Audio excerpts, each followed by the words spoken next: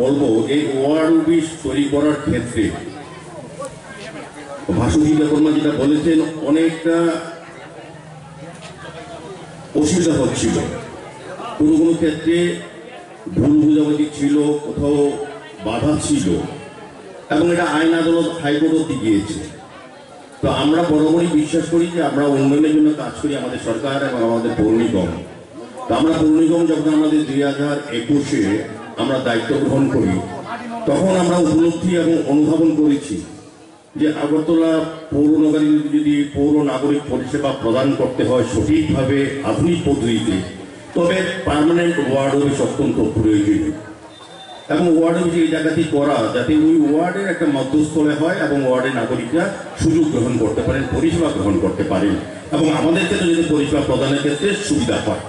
সেক্ষেত্রে আমরা আগরতলা পৌর নিগমের আমাদের কাউন্সিল মিটিং আমরা সিদ্ধান্ত নিয়েছি যেখানে আমাদের পার্মানেন্ট অফিস নেই সেগুলি আমরা নতুন করে তৈরি করব, আর যে অফিসগুলি আছে সেগুলি আমরা সংস্কার করে ব্যবহারযোগ্য করব যাতে নাগরিকরা পৌর পরিষেবা পেতে সুবিধা হয় সর্বদিক থেকে। সেই উদ্দেশ্যে আমরা 6টি ওয়ার্ড অফিসকে টার্গেট করে কাজ শুরু করেছি, 2টি অলরেডি কমপ্লিট হয়েছে, যেটা 19 আজকে উদ্বোধন হয়েছে এবং 44 নম্বর ওয়ার্ড অফিস কিছুদিনের মধ্যে উদ্বোধন অপেক্ষায় আছে। अनेक बचर धरे वार्ड नंबर 19 तो अनेक पुरानो वार्ड ज्यादातर पूर्णिमा ओरिजिनल जेटा वार्ड छिलो এটা কিন্তু এখানে কোনো সময় स्वयं যে ওনারশিপ বিল্ডিং এমসি বিল্ডিং ছিল না।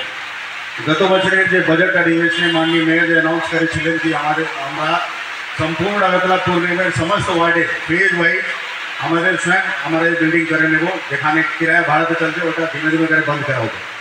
6টি ওয়ার্ডে এই বছরের কাজ শুরু হয়েছে এবং 2টি কাজ শেষ হয়েছে। আজকে উদ্বোধন হচ্ছে ওয়ার্ড নম্বর 19 আর ওয়ার্ড নম্বর 44 যেটা হচ্ছে সাউথ জোনে ডুকলি বাজার কাছে, ওখানে আগামী কিছুদিনের মধ্যে উদ্বোধন হবে। বাকি 4টা কাজ চলছে।